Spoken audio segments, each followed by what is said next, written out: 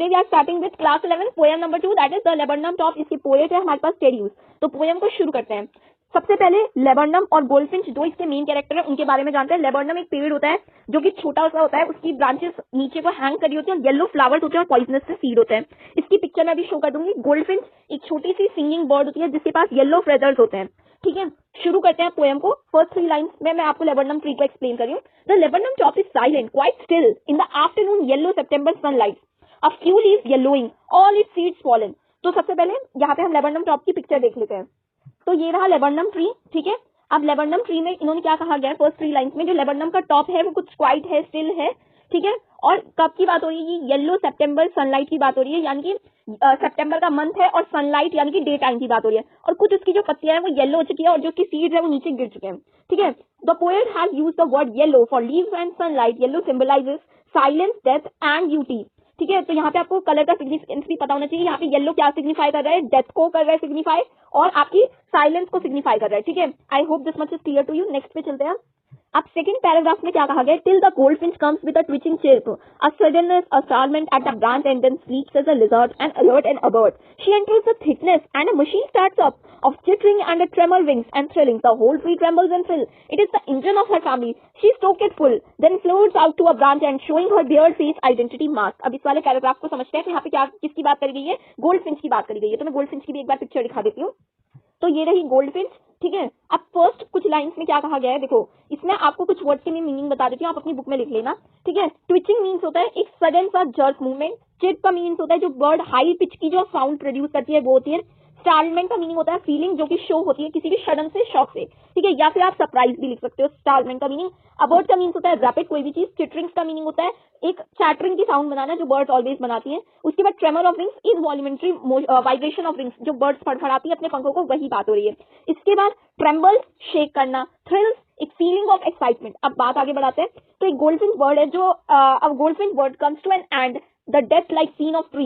जब हमने पीछे पढ़ा था कि जो ट्री है वो कुछ साइलेंट सा है जैसे कि उसकी डेथ सी हुई हो। ठीक है, तो यहाँ पे क्या बताया गया, जो जैसे ही उसके ऊपर वो बर्ड आती है एक साउंड प्रोड्यूस करती है चिर्प की, तो वो बर्ड एकदम से स्टार्ट हो जाता है। ठीक है, the bird while being rapid alert and precocious like a lizard. यहाँ पे बर्ड को किससे कंपेयर किया गया? लिजर्ड से कंपेयर करा गया है। एक ब्रांच पे एक बैठती है, ठीक है, उसके बाद मूव करती है, अंदर अंदर घुसती है पेड़ के अंदर एकदम टहनियों में, और उसके जो यंग वंस है वो भी चिर्पिंग शुरू करते हैं और वाइब्रेशन ऑफ विंग्स शुरू हो जाती है वहां पे। और एक ऐसा लगता है जैसे जो पेड़ एक मशीन थी उसके अंदर जान आ गई हो, जो मशीन है वो वापस से स्टार्ट हो गई है। Because of the movement of the bird and her young ones the tree starts to shake and thrill. ठीक है, जैसे ही वो बर्ड आती है वैसे ही आप कह सकते हो आपका जो ट्री है वो वापस से शुरू हो गया, उसके अंदर जान आ गई है। ठीक है, अब यहाँ पे क्या है, जो पोएट है उसने 2 अपोजिट सिनेरियो दिए हुए हैं। जैसे कि उसने फर्स्ट बताया कि जो ट्री है वो एक डेथ की तरह, मतलब जैसे उसकी डेथ हो गई हो वैसा है। और दूसरे में उसने क्या कहा गया है कि जैसे ही उसको बर्ड आती है वो लाइफ देता है यंग वंस को। ठीक है, अब आगे बढ़ते हैं। नेक्स्ट क्या पैराग्राफ है? It is the engine of her family, she stroke it full, then flirts out to a branch and showing her beard face identity mark. Flirts out का मीनिंग होता है लीड ऑन टू, और stroke का meaning होता है किसी भी आपको कोई भी इंजन हो उसमें फ्यूल डालना। अब बियर्ड का मीन्स होता है कि जैसे बियर्ड मीन्स आप कह सकते हो blocked by colourful marks given by nature. किसी ने भी, जैसे आप ये बर्ड है इसका फेस आपको दिख नहीं रहा है प्रॉपर्ली क्योंकि इसके पास कलरफुल सा मास्क है जो किसने दिया? इसको नेचर ने दिया। अब इन 3-4 लाइनों का मतलब समझते हैं। ठीक है, यहाँ पे क्या कहा गया है कि जो लेबर्नम ट्री है और जो गोल्डफिंच बर्ड है वो ऐसा लगता है कि जैसे कि वो इंजन है। ठीक है, the laburnum tree and the goldfinch bird is the engine of her family. ठीक है, she provides food to her young ones and moves to the other branch and her dark face, मतलब आप कह सकते हो जो उसका फेस है उसमें डार्क कलर का कुछ स्ट्राइप सा दिख रहा है ना, जैसे यहाँ पे ब्लैक ब्लैक कलर से दिख रहा है। ठीक है, is visible as her body is yellow coloured and hides behind the yellow leaves of tree. अब यहाँ पे क्या कहा गया कि उसका जो बर्ड है उसकी आप कह सकते हो उसका फेदर्स कैसे येलो है, और जो आपने ट्री की बात करी वो ट्री भी कैसा है, उसकी लीव्स भी येलो है। ठीक है, तो वो कुछ थोड़ा बहुत ढक जाती है उस पूरे में। ठीक है, आगे बढ़ते हैं नेक्स्ट पैराग्राफ पे, स्टैंजा नंबर 4 पे। अब यहाँ पे 4th पैराग्राफ पे चलते हैं। तो 4th पैराग्राफ में क्या कहा गया? Then with eerie delicate whistle chirp whispering she launches away towards the infinite and the laburnum subsides to empty. ठीक है, then the laburnum subsides to empty। तो शुरू करते हैं। अब इसके मीनिंग्स भी जान लेते हैं। eerie का मीनिंग क्या होता है हमारे पास? तो eerie का मीनिंग होता है हमारे पास वियर्ड या स्ट्रेंज। ठीक है, whistle और chirp का मीनिंग क्या होता है? a gentle whisper like chirping of the bird। subside means diminish। ठीक है, अब यहाँ पे क्या कहा गया है? लास्ट पैराग्राफ में, after reaching the end of the branch the bird makes a sweet chirping sound. जैसे ही वो पेड़ के ब्रांच के एंड में पहुंच जाती है वो एक स्वीट सी चिर्पिंग सी साउंड प्रोड्यूस करती है, जैसे कि विस्परिंग हो, और फ्लाई हो जाती है away towards the infinite sky, अपने अनंत जो उसका स्काई है उसकी तरफ वापस से चले जाती है, क्योंकि बर्ड है तो ऑफ कोर्स उड़ेगी, ठीक है। It again makes the laburnum tree silent and death like, और वापस से जो पेड़ है वो कुछ मरा हुआ था, कुछ जैसे कि उसकी वापस से डेथ हो गई है, ठीक है, ऐसा हो जाता है। अब इस पूरी पोएम को एक बार शॉर्ट में समझा देती हूँ, देखो एक छोटी सी समरी दे रही हूँ। The laburnum tree symbolize the pattern of our life in general life, it is seemly dull and inanimate, but it is the attitude of a person towards life that makes it meaningful and worth of living. The goldfinch brings cheer, happiness more to the simple and inanimate surroundings। यहाँ पे basically क्या कहा गया है कि किसी भी human का एटीट्यूड बताता है कि वो उसकी लाइफ कितनी मीनिंगफुल बनेगी। अगर हम अपनी लाइफ के प्रति एक पॉजिटिव सा एटीट्यूड रखेंगे तो हमारी लाइफ भी पॉजिटिव ही जाएगी, ठीक है। और यहाँ पे बेसिकली क्या है कि जो लेबरनम ट्री था वो कुछ शांत सा था, जैसे ही गोल्डफिंच आती है वो ट्विचिंग,